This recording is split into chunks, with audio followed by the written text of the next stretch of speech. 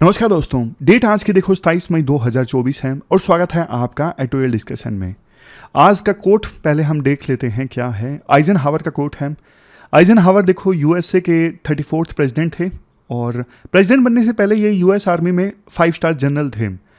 इन्होंने ये बात बोली थी, अगर देखो थर्ड वर्ल्ड वार जीतना है ना तो उसका एकमात्र रास्ता ये है कि आप वार को होने से रोक दो। तो क्या मतलब है इस कोट का? ये कोट हमें बताता है न्यूक्लियर वेपन्स का खतरा कितना ज़्यादा है और न्यूक्लियर एज में अगर ग्लोबल कन्फ्लिक्ट होता है तो उसके क्या परिणाम सामने आएंगे।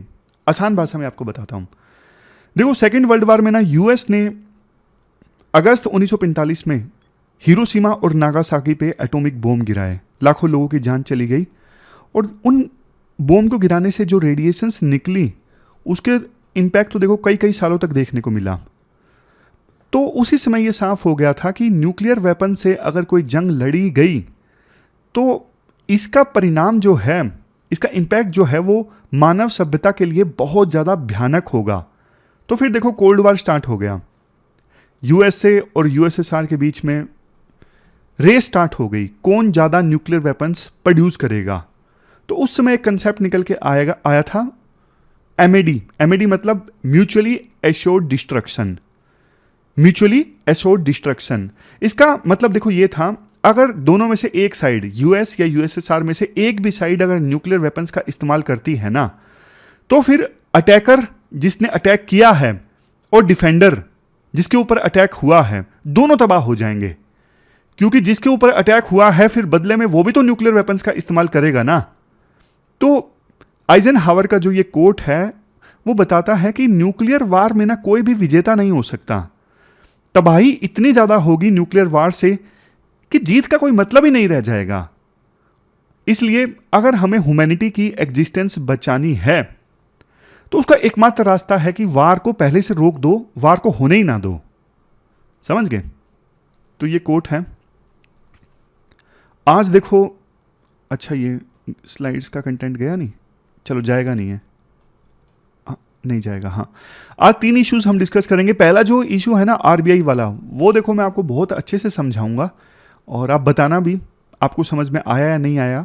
बहुत ज़्यादा डिटेल से इस पर कंट्रोवर्सी भी पैदा हुई है, काफ़ी सारे आर्टिकल्स छपे, तो डिटेल से आपको बताऊंगा बेसिक्स के साथ। फिर ये दूसरा आर्टिकल ये न्यूक्लियर कन्फ्लिक्ट से संबंधित है, इसीलिए कोर्ट भी मैंने आज इसी से संबंधित आपको दिया। और फिर इलेक्शन कमीशन ऑफ इंडिया के द्वारा फॉर्म 17C का डेटा रिलीज किए जाने से संबंधित है। तो चलिए डिस्कशन स्टार्ट करते हैं।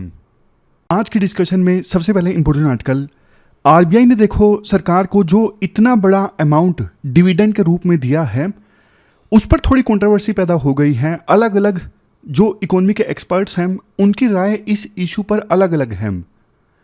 इकोनॉमी का ये पूरा इशू है और काफ़ी हाईलाइट हुआ है। हम इसे डिटेल में समझेंगे बिल्कुल बेसिक्स के साथ में। आप देखो सिलेबस में जीएस पेपर 3 के इस टॉपिक से आर्टिकल को रिलेट कर सकते हो। देखो आर्टिकल में तो बेसिक्स वगैरह कवर नहीं है और अच्छे से क्लासीफाई नहीं है आर्टिकल, लेकिन मैंने थोड़ी अलग तरह की स्लाइड्स इस इशू को समझाने के लिए बनाई है आसान भाषा में, ताकि आपको समझ में आ जाए। कंटेक्स्ट आपको बताता हूँ। देखो आरबीआई ने ना सरकार को अब तक का सबसे ज़्यादा 2.11 लाख करोड़ का डिविडेंड दिया है। मैं आपको यह भी बताऊंगा डिविडेंड होता क्या है, क्या हुआ है, चिंता मत कीजिए आप। ये 2023-24 के लिए है।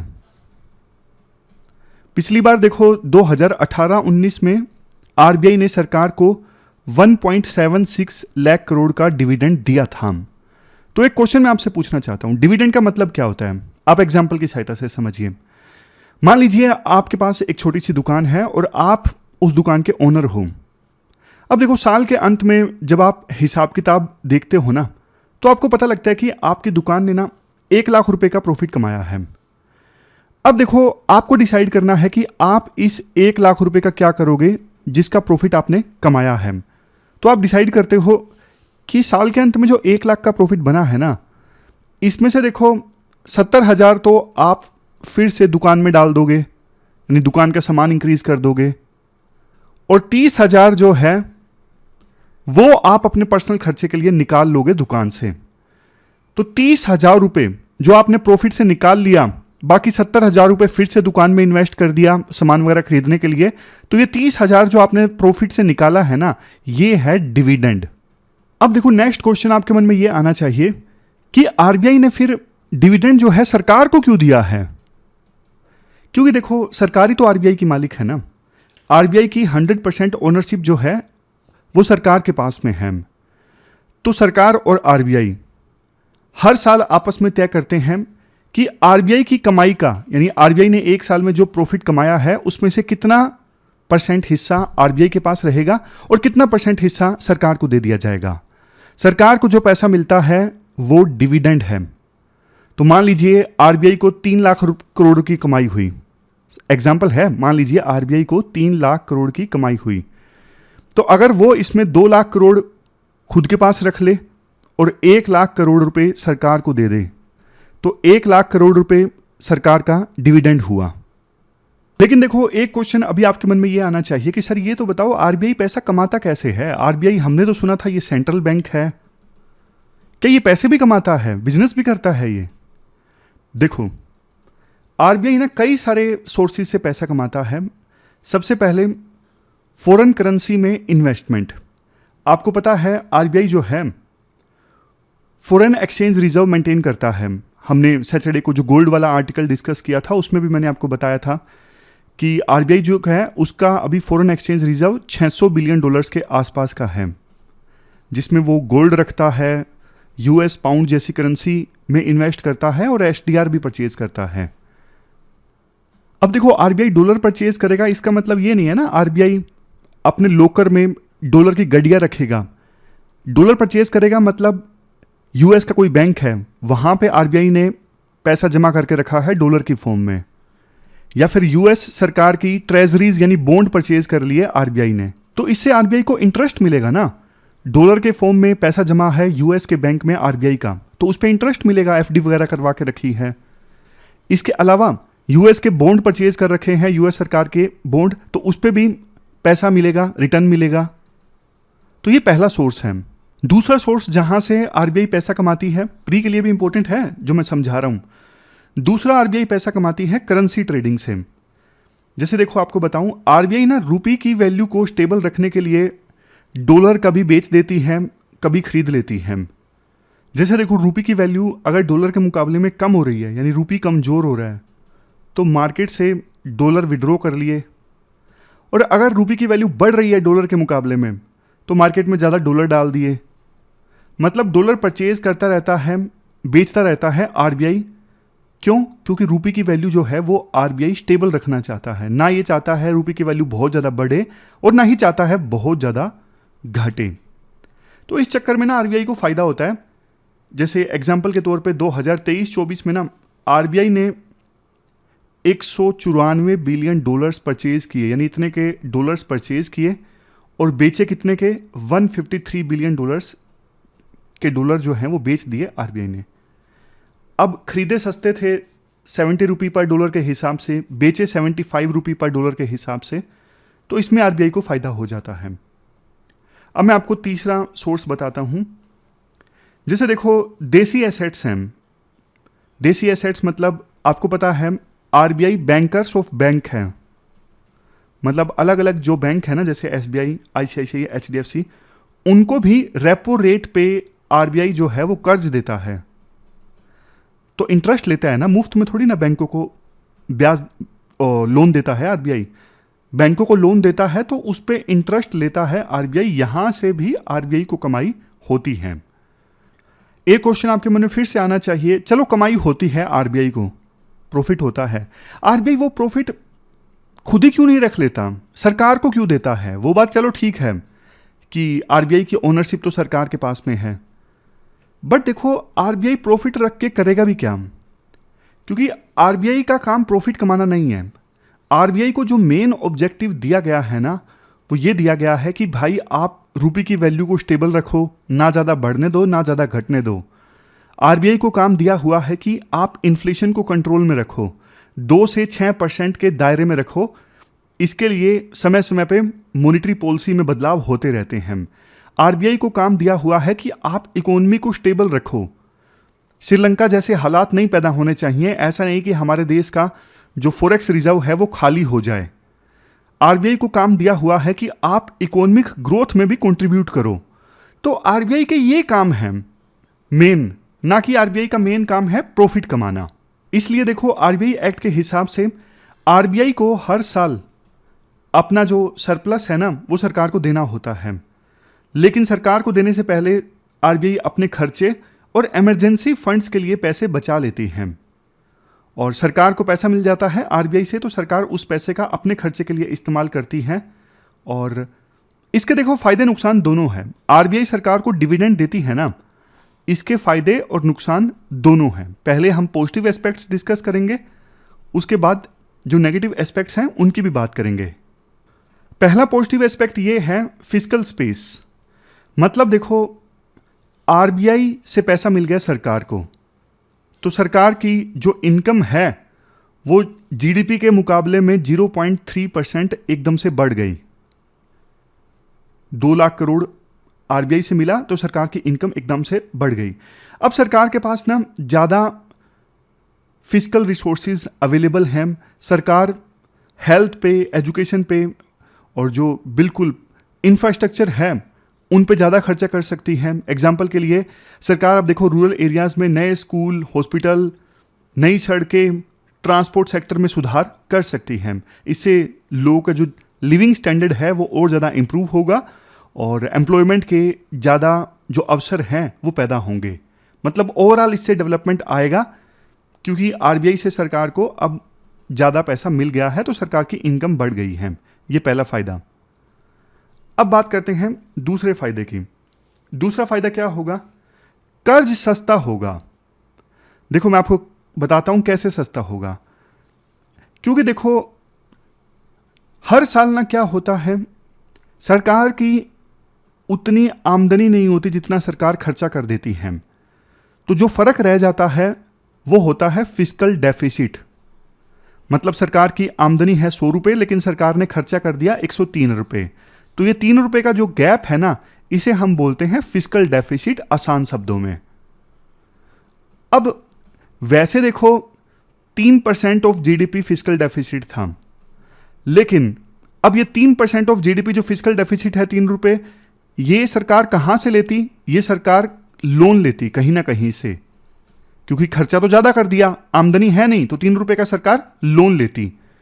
बट अब चूंकि आरबीआई से मान लीजिए मिल गया 1 रुपया, समझ गए, आरबीआई से कुछ पैसा मिल गया डिविडेंड के रूप में, तो सरकार का फिस्कल डेफिसिट कम हो जाएगा।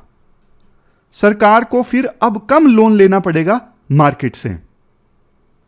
अब देखो सिंपल भाषा में, अगर सरकार मार्केट से कम लोन लेगी तो मार्केट में डिमांड नहीं है लोन की, तो फिर जिस चीज की डिमांड नहीं होती वो चीज सस्ती हो जाती है, यानी इंटरेस्ट रेट कम हो जाएंगी लोन की। इंटरेस्ट रेट कम हो जाएंगी तो प्राइवेट कंपनीज के लिए भी लोन अवेलेबल होगा। प्राइवेट कंपनीज ज्यादा लोन ले सकेंगी क्योंकि सरकार नहीं ले रही है और इंटरेस्ट रेट अब कम हो चुकी है। प्राइवेट कंपनीज अब लोन लेंगी तो प्राइवेट कंपनीज क्या करेंगी? उस लोन का एक्सपेंशन के लिए यूज करेंगी, नई नई फैक्ट्रीज लगाएंगी, तो इससे भी नए रोजगार के अवसर पैदा होते हैं। यह फायदा है, चीपर लोन्स अब अवेलेबल होगा। अब बात करते हैं तीसरे फायदे की। तीसरा फायदा है पॉजिटिव सेंटिमेंट्स।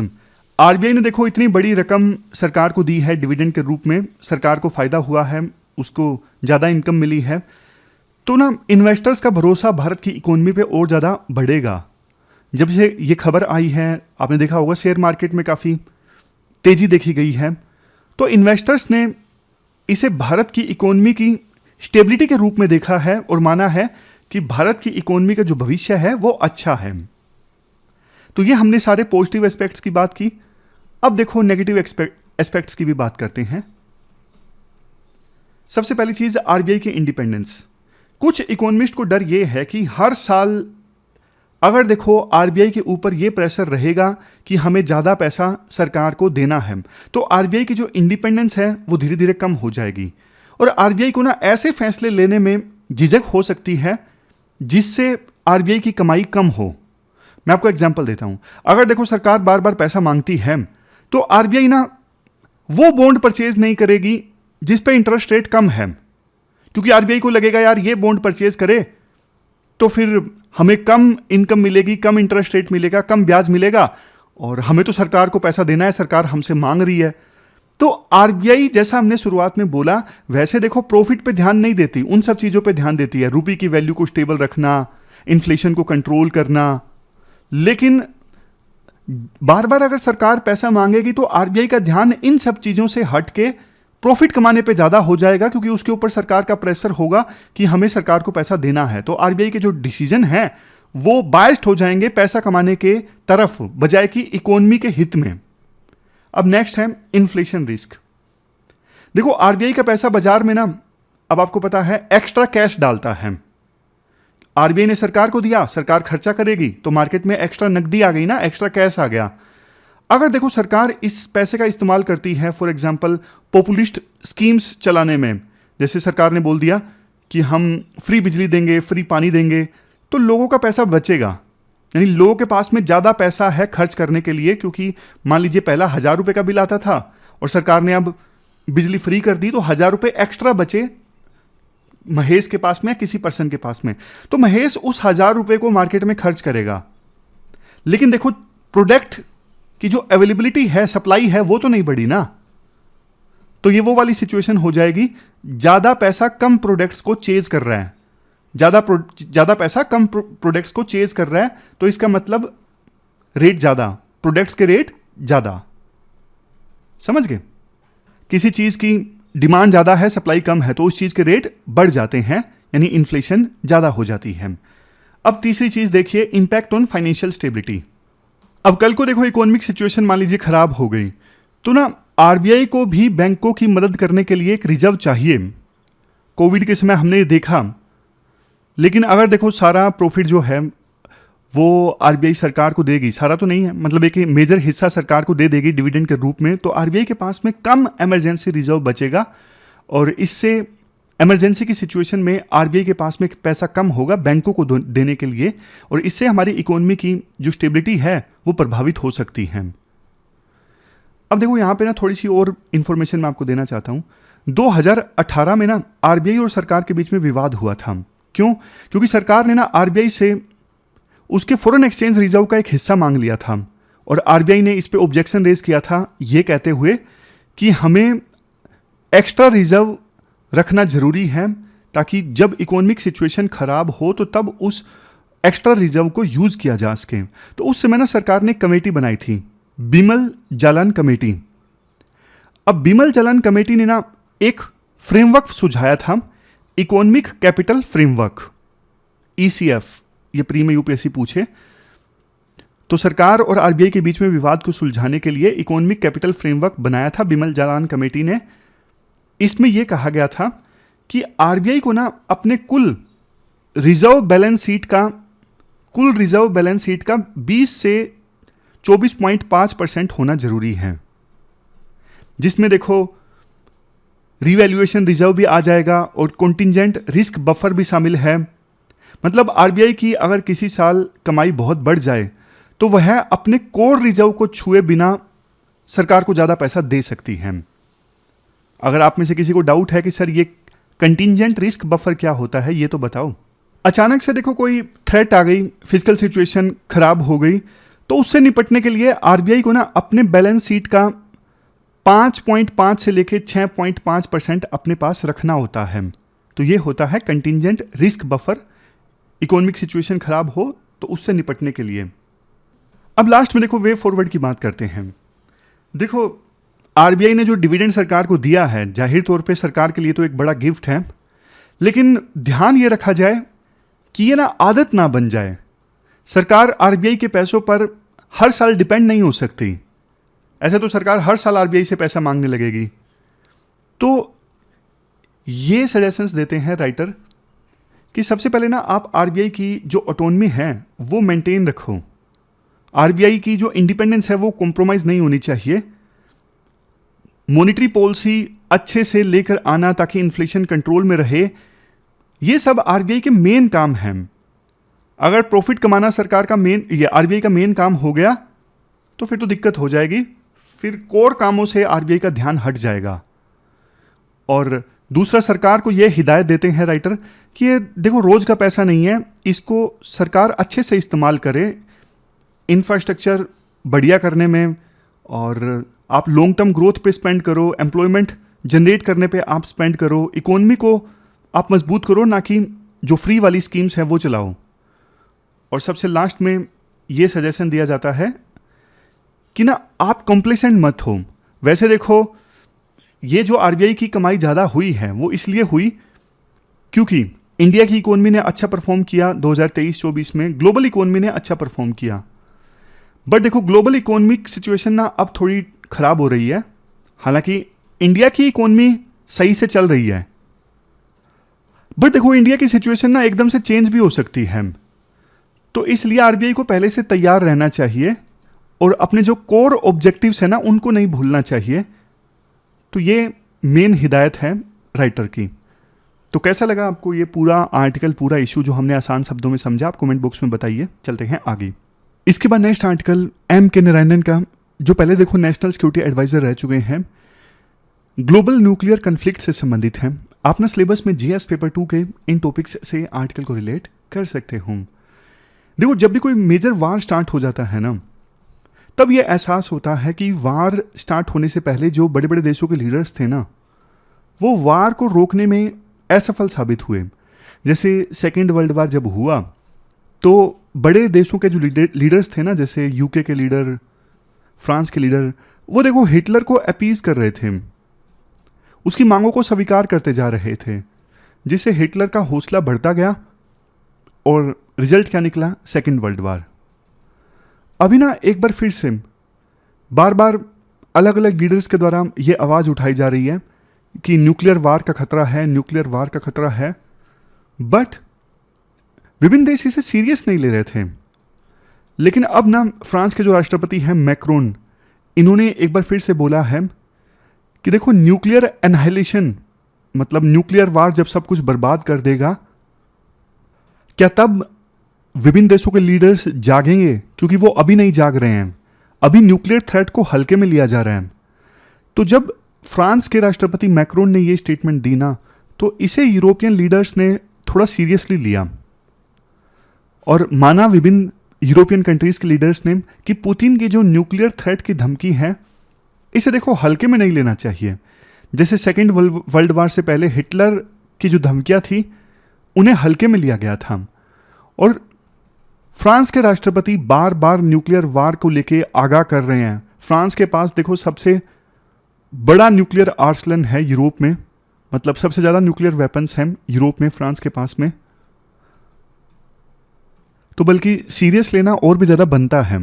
मैक्रोन का कहना है कि इस साल जुलाई में वो यूरोपियन पॉलिटिकल कम्युनिटी में न्यूक्लियर थ्रेट का इशू जो है वो फिर से उठाएंगे।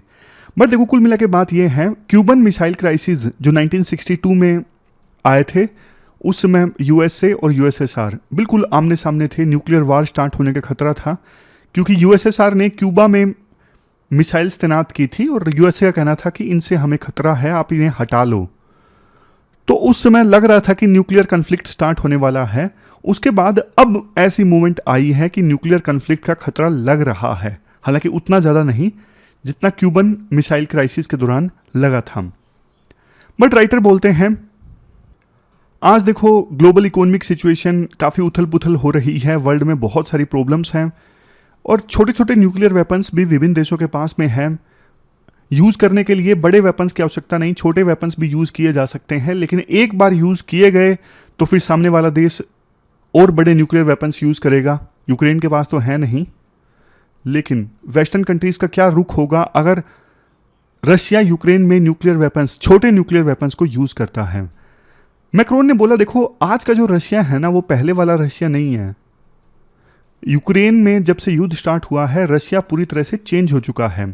पुतिन पहले से काफ़ी ज़्यादा एग्रेसिव हो चुके हैं।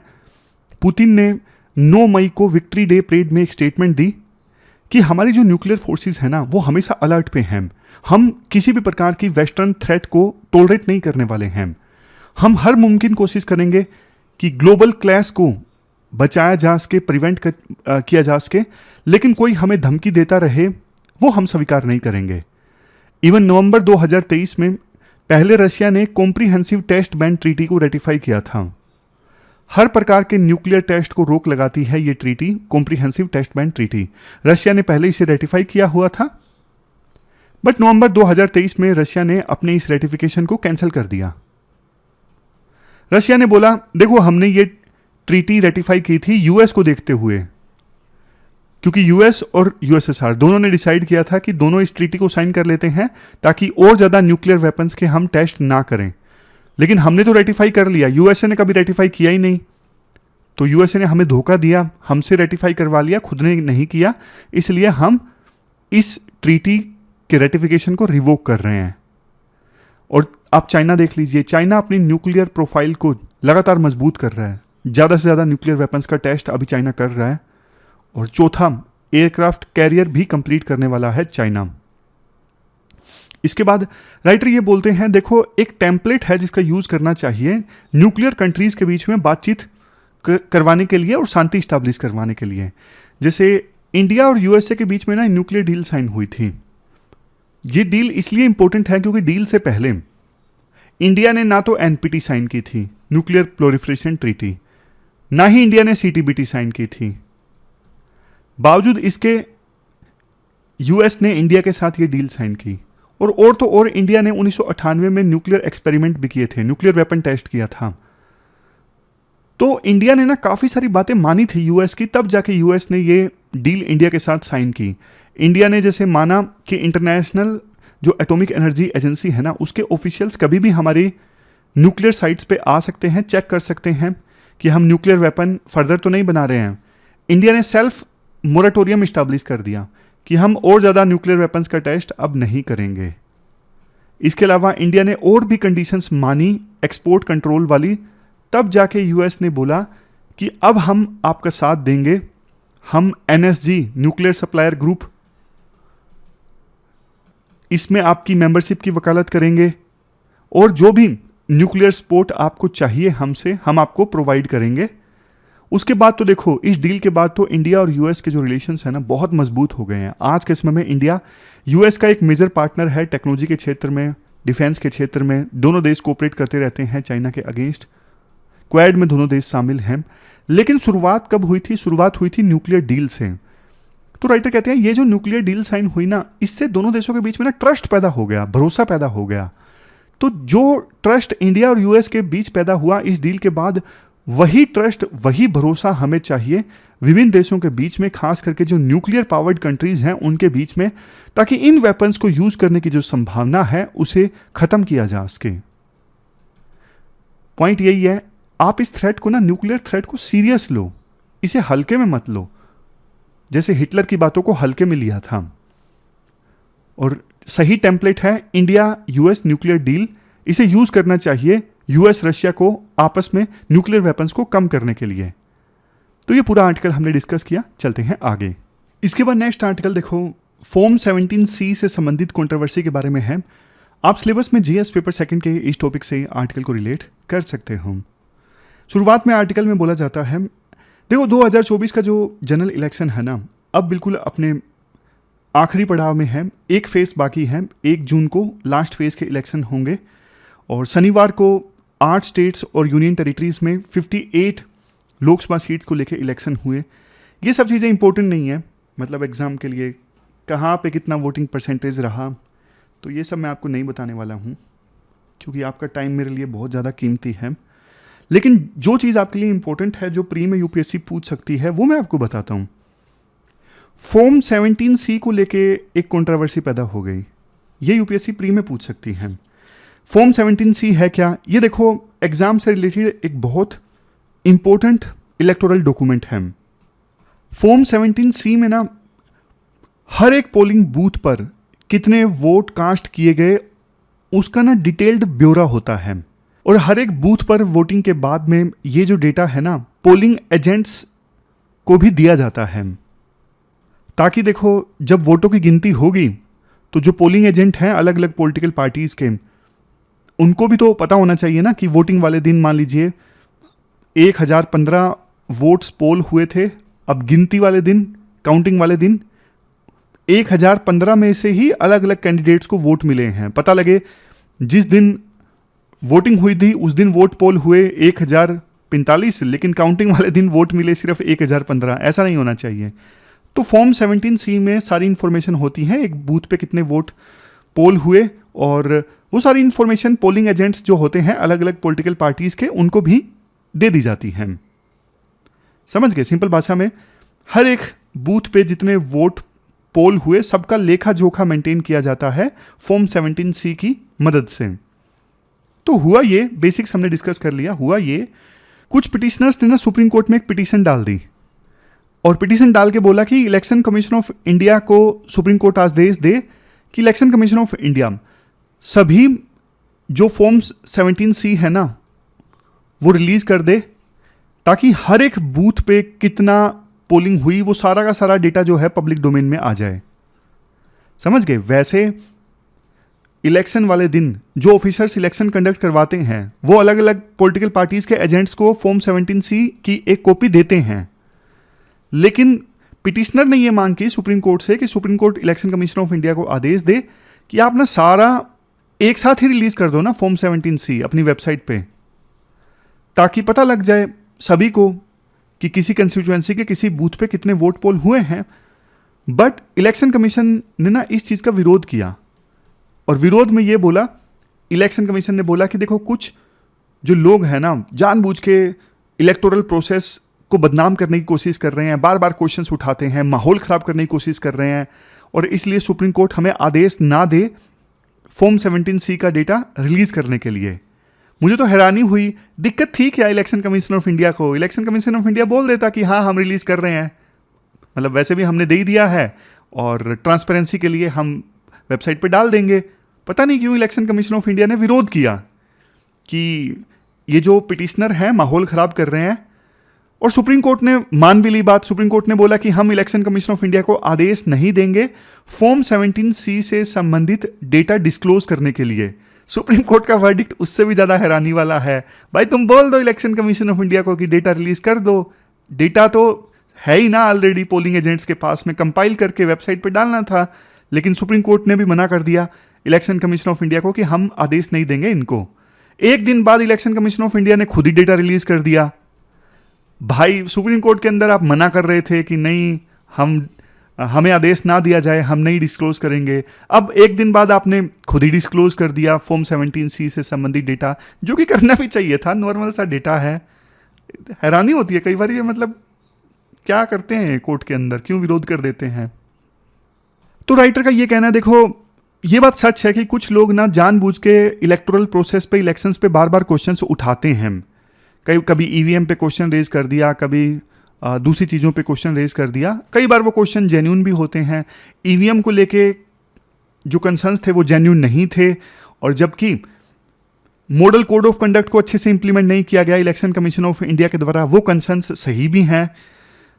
तो बात ये है कि इलेक्शन कमीशन ऑफ इंडिया जो है ना वो मेच्योरिटी से इन चीज़ों को हैंडल करे, एक बच्चे की तरह बिहेव ना करे। कोर्ट में जाके ये क्यों बोला कि हम डेटा नहीं देंगे, बल्कि इलेक्शन कमीशन ऑफ इंडिया अगर ये बोलेगा तो बल्कि डाउट आता है इन चीज़ों से। मेच्योरिटी से इन चीज़ों को हैंडल किया जा सकता है, समझे। तो पॉइंट देखो ये है कि अपने ना दायरे के अंदर इलेक्शन कमीशन ऑफ इंडिया को ना ट्रांसपेरेंसी मेंटेन करने का हर संभव प्रयास करना चाहिए, और यही हिदायत है राइटर की। तो ये थी हमारी आज की डिस्कशन। लास्ट में क्वेश्चंस देख लीजिए। ये दो क्वेश्चंस आपको अटेम्प्ट करने हैं। पहला क्वेश्चन न्यूक्लियर कन्फ्लिक्ट से रिलेटेड, और दूसरा क्वेश्चन RBI की ऑटोनॉमी से रिलेटेड। पहला क्वेश्चन आपको आंसर देना है 150 वर्ड्स में, दूसरा 250 वर्ड्स में। तो ये थी हमारी आज की डिस्कशन। कल मिलते हैं फिर से एक ज़बरदस्त डिस्कशन के साथ। तब तक आप अपना ख्याल रखिए। Thank you very much for discussion.